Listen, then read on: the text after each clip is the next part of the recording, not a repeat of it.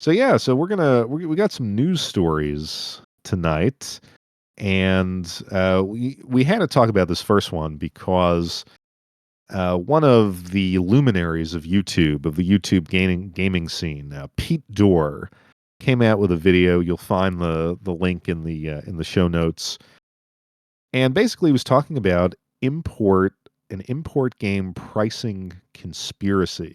Mhm. And his basic argument was that, in his opinion, he thinks that Japanese sellers on eBay are colluding with each other to rapidly and drastically increase the price of certain games that they're selling. A game will be, I forget the examples he used in the video, but let's just say the game's $100 one day, and 3 weeks later it's $450 everywhere. Yeah. And and then you sent a video of a guy that I had never heard of before. His name was JContra. He seems like a guy who follows the scene in Japan. Mhm. And then he kind of argued against that. And he said, well, the reason why import game prices are going up is that you have more sellers than ever. You have a greater focus on Japanese import gaming. Influencers are finding these hidden gems and hyping them up. And because there's so many players in the marketplace, it would be impossible to collude in the way that Pete Dorr was claiming. Right. So I figured we'd, you're Jay, you're the expert here. So I well, where do you fall in this argument? well, they're both of them brought up some really good points, but they also both brought up points that I don't agree with. Um, in terms of Pete Dorr, which I mean we all grew up watching Pete Dorr, and I like Pete Dorr. I think his videos are great, and he's knowledgeable. He has the same kind of seeing games in hindsight that will go up as I do, where you can just kind of spot that gem that's going to increase in value in in the future. And when he brought up the whole eBay sellers might be colluding, I wouldn't say it's every eBay seller. You might have maybe a small group here and there in Japan, but I don't think they're all doing that. Um, sure, I mean, it's possible that you can have a group of collectors going around Tokyo, Ikebukuro, and buying up things from some of their favorite shops and then reselling them on eBay. But the reason why I sort of disagree with Pete is that a lot of the Japanese gamers in Japan are all collectors themselves. I don't think that they would actually waste their time collecting games to resell it at an inflated price to an American market. I just don't see it. But what I do see is a group of tourists going to Japan, buying those games, bringing them back to America, and then selling them. That I can honestly see for sure. A lot of apparently a lot of gamers used to do that in I would say in the early 2000s, close to like mid 2000s. A lot of players would do that, especially when it came to the Sega Saturn, because the Sega Saturn wasn't really big to import until about what 2003, I would say, that around that era. Um, Yeah, and I would agree with that. yeah, I would say around 2003 because it didn't really become the thing to collect for until people started posting it on like the internet. But when it comes to JContra, and I've been watching his videos for the past 3 years, I think. I've been watching his videos, and he's knowledgeable about the gaming scene in Japan because he lives there. So he buys all his games. He goes to book offs, and he goes to mandarakes and all that. And um, I sort of align with Jay Contra in some aspect when he brought up that there's an influx of what was it? He said that there was an influx of like new sellers coming on the scene, and it's becoming more mainstream. I disagree with. I don't think importing games from Japan is becoming more mainstream. What I do think is happening is YouTubers like me or you or JContra or what's his name that he also makes YouTube videos where he buys things in like Akihabara. Snuffy, I think is his name. Snuffy RGB, I think that's his name. He makes videos where he just kind of walks around Akihabara and he buys like Super Famicom games. When you have channels like that, what happens is that you want to share your passion with people online, not knowing the ramifications that will cause on the market.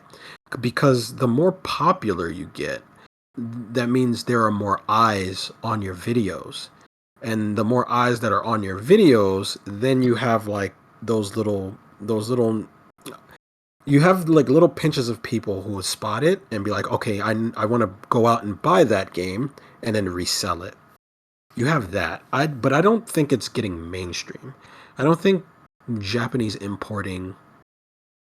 I don't think importing Japanese games are going to be popular mainstream until it's not a thing anymore. Usually, in collecting hobbies, the only time things become mainstream is when they're hard to get. If you look at comic books, if you look at trading cards, like no one cares about those types of niches until they're all gone. One person just happens to sell it for $50,000, and then all of a sudden everyone's looking for it now.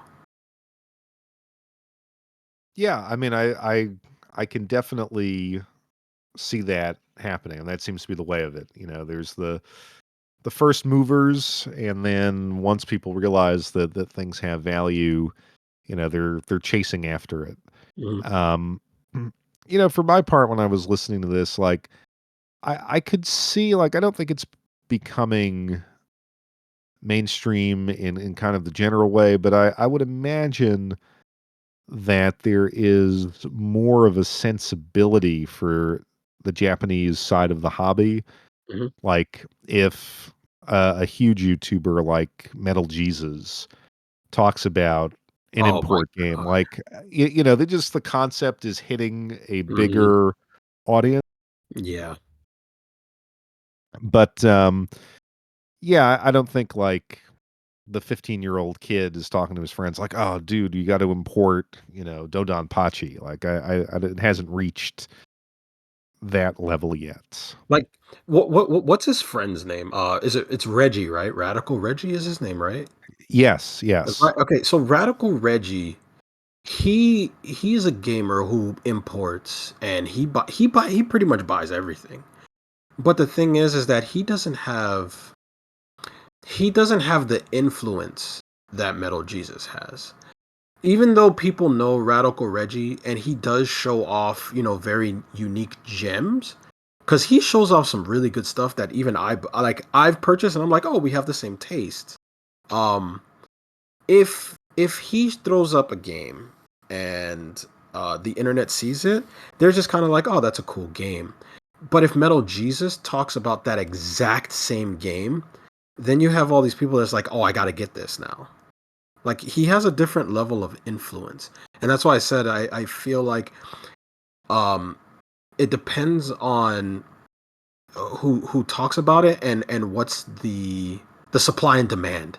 Like if there's not a lot of copies of this game, but then Metal Jesus says this game is amazing, then it everyone's gonna want it. But if there is no supply for it still, and Reggie talks about it, I don't think it gets the same kind of wants and needs that everybody is like clamoring over.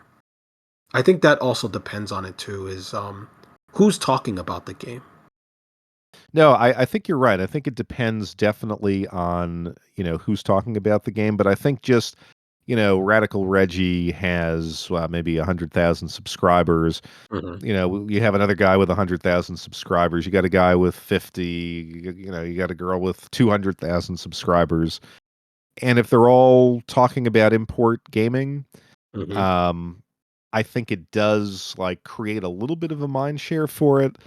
But I don't necessarily think that it's enough to be considered mainstream. I mean, uh, the I would prices. I will say this, if Metal Jesus ever decides to just drop all of American gaming and jump ship straight to importing, he'll collapse the market. Well, yeah, yeah.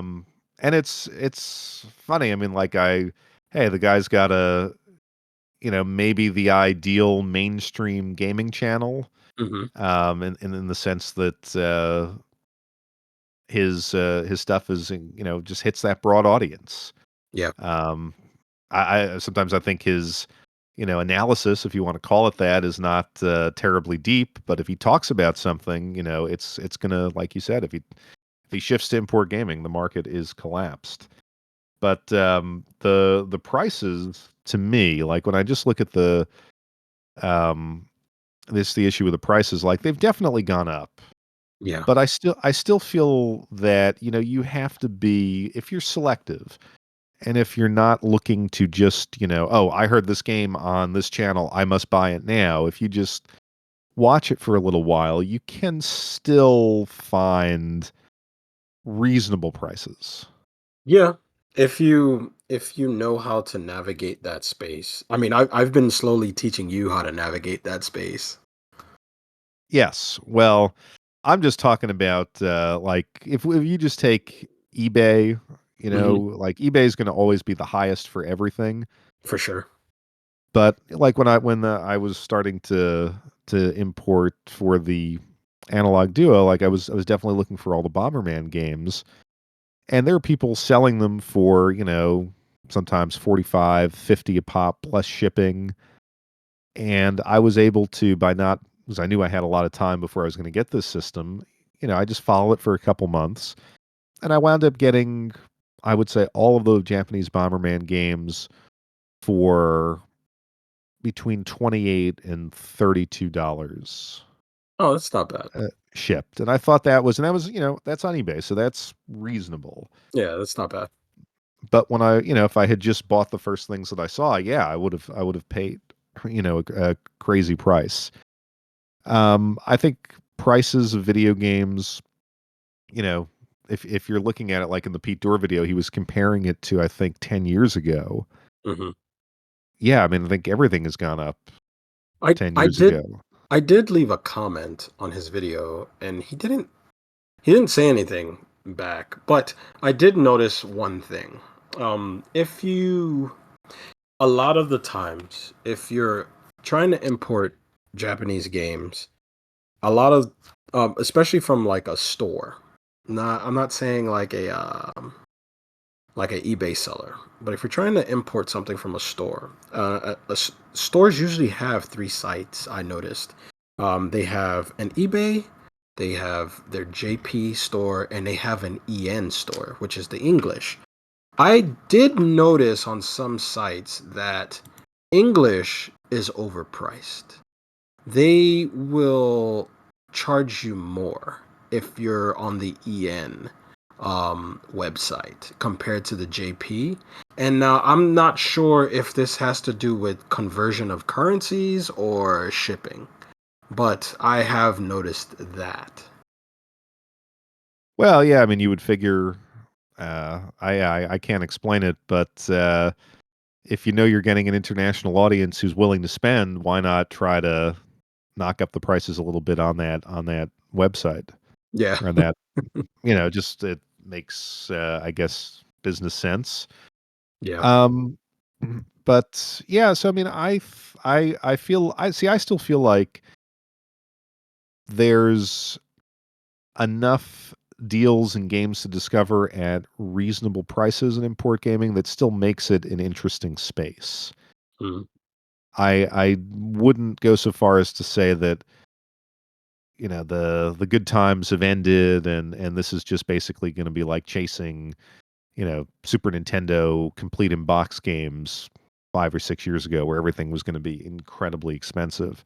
Oh man. Um, so I would tell someone who's like looking to get into import gaming that it's still very rewarding. You just have to look for the games that aren't necessarily being talked about, or find genres that are interesting to you that haven't gotten the coverage from the influencer crowd.